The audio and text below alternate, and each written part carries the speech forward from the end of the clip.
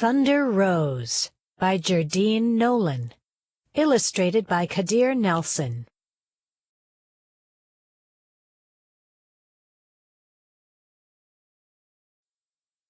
Rose was the first child born free and easy to Jackson and Millicent Magruder.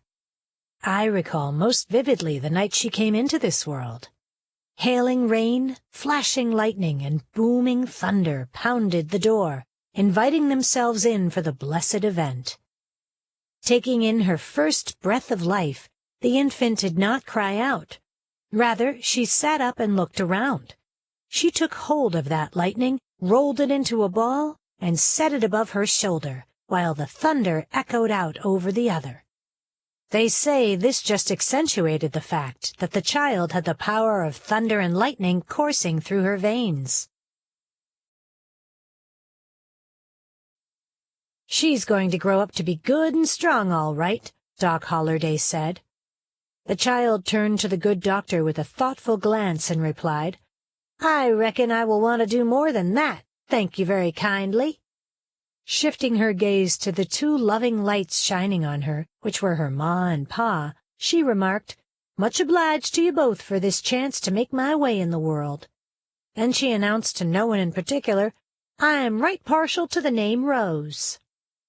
So much in love with this gift of their lives, her ma and pa hovered over her in watchful splendor.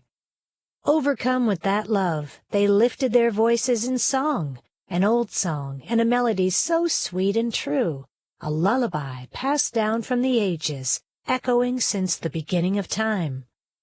"There is a music ringing so sweetly in my ears," the newborn exclaimed. "It's giving me a fortunate feeling rumbling deep in the pit of me. I'll register it here at the bullseye set in the center of my heart, and see what I can do with it one day." Rose snored up plenty that first night, breathing on her own, rattling the rafters on the roof right along with the booming thunder. There was nothing quiet about her slumber. She seemed determined to be just as forceful as that storm. With the thunder and lightning keeping watch over her the rest of the night, her ma and pa just took to calling her Thunder Rose. The next morning, when the sun was high yellow in that billowy blue sky, Rose woke up hungry as a bear in spring, but not the least bit ornery. Minding her manners, she politely thanked her ma for the milk, but it was not enough to quench her hungry thirst. Rose preferred, instead, to drink her milk straight from the cow. Her ma was right grateful to have such a resourceful child. No other newborn had the utter strength to lift a whole cow clear over her head and almost drink it dry. In a moment's time, Rose did, and quite daintily so. She was as pretty as a picture, had the sweetest disposition, but don't let yourself be misled.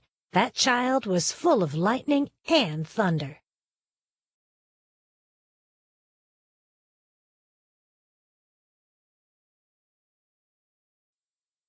Out on that paper-bag-brown, dusty-dry, wide-open space, Rose often was found humming a sweet little tune as she did her chores. And, true to her word, Rose did more than grow good and strong. The 2-year-old became quite curious about the pile of scrap iron lying next to the barn. Rose took a good-sized piece, stretched it here, bent and twisted it there. She constructed a thunderbolt as black as pitch to punctuate her name. She called it Coal. Wherever she went, coal was always by her side. Noticing how skilled Rose was with the metal, her pa made sure there was an extra supply of it always around. At the age of 5, Rose did a commendable job of staking the fence without a bit of help. During her 8th and 9th years, Rose assembled some iron beams together with the wood blocks she used to play with, and constructed a building tall enough to scrape the sky, always humming as she worked. By the time she turned 12, Rose had perfected her metal-bending practices. She formed delicately shaped alphabet letters to help the young ones learn to read. For his birthday, Rose presented her pa with a branding iron, a circle with a big M.A.C. for Magruder in the middle, just in time, too, because a herd of quick-tempered longhorn steer was stampeding its way up from the Rio Grande. They were plowing a path straight toward her front door. Rose performed an eye-catching wonder, the likes of which was something to see. Running lightning-fast toward the herd, using Cole for support, Rose vaulted into the air and landed on the back of the biggest lead steer like he was a merry-go-round pony. Grabbing a horn in each hand, Rose twisted that varmint to a complete halt. It was just enough to restrain that top bull and the rest of the herd. But I believe what touched that critter's heart was when Rose began humming her little tune. That cantankerous ton of beef was restless no more. He became as playful as a kitten and even tried to purr. Rose named him Tater on account of that was his favorite vegetable. Hearing Rose's lullaby put that considerable creature to sleep was the sweetest thing I had witnessed in a long, long time. After the dust had settled, Ma and Pa counted 2,700 head of cattle. After that, they added in the 500 they already had. Using the scrap iron, Rose had to add a new section to the bullpen to hold them all. "What did you do to the wire, Rose?" Ma asked, surprised and pleased at her daughter's latest creation. "Oh, that," she said. "While I was staking the fence, Pa asked me to keep little Barbara J company. That little twisty pattern seemed to make the baby laugh, so I like to think of it as Barbara's wire."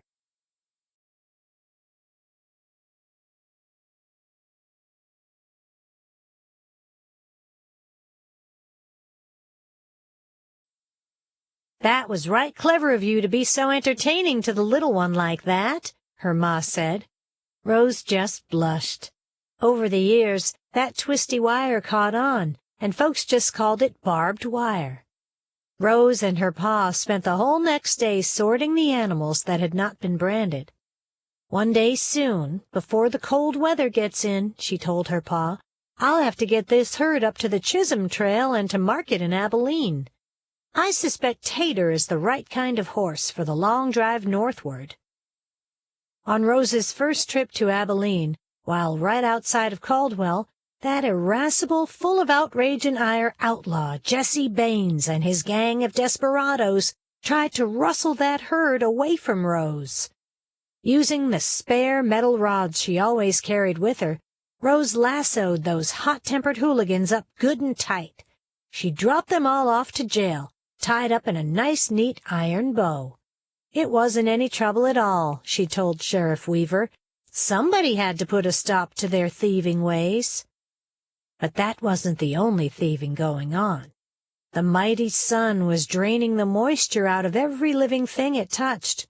Even the rocks were crying out. Those clouds stood by and watched it all happen. They weren't even trying to be helpful.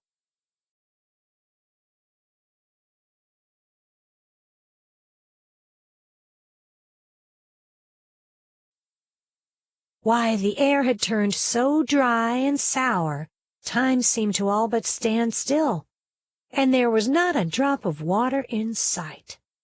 Steer will not move without water, and that was making those bulls mad, real mad. And when a bull gets angry, it's like a disease that's catching, making the rest of the herd mad too. Tater was looking parched and mighty thirsty. "I've got to do something about this," Rose declared.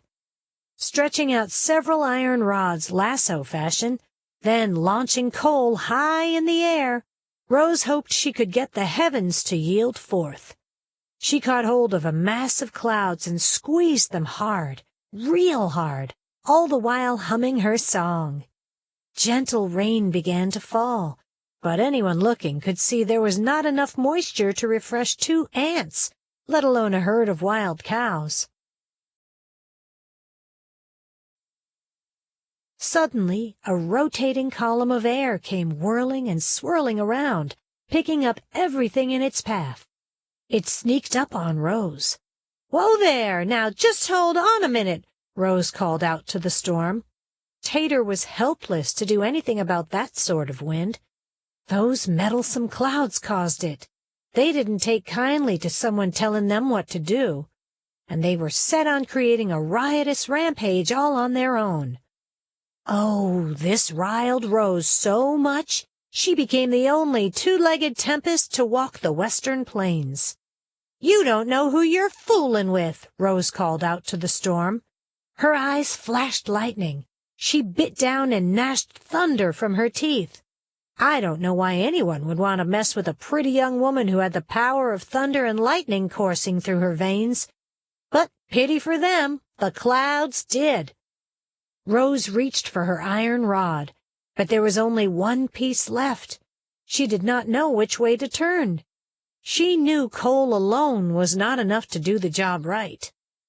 Unarmed against her own growing thirst and the might of the elements, Rose felt weighted down. Then that churning column split, and now there were two. They were coming at her from opposite directions. Rose had some fast thinking to do. Never being one to bow down under pressure, she considered her options, for she was not sure how this would all come out in the end.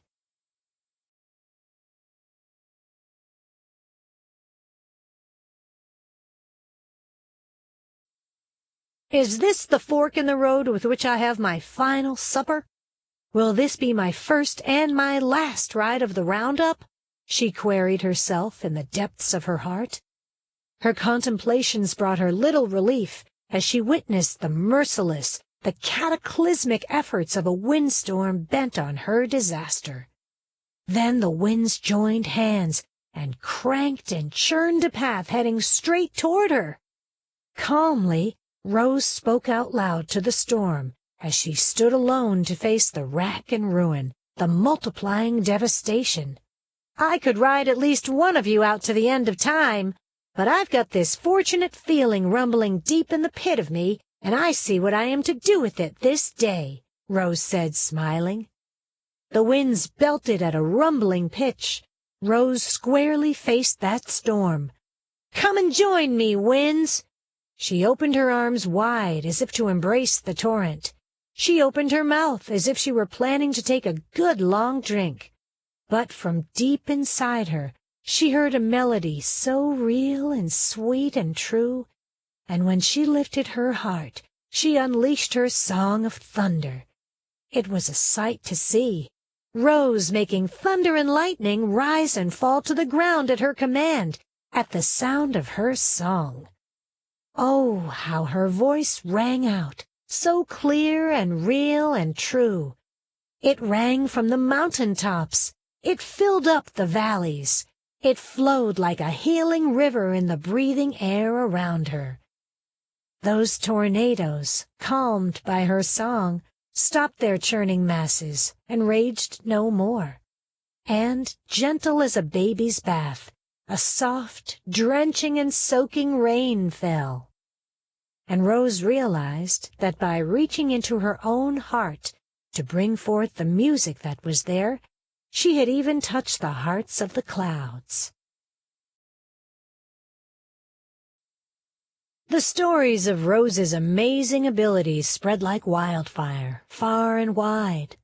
And as sure as thunder follows lightning and sun follows rain, whenever you see a spark of light flash across a heavy steel-gray sky, listen to the sound of the thunder and think of Thunder Rose and her song. That mighty, mighty song pressing on the bullseye that was set at the center of her heart.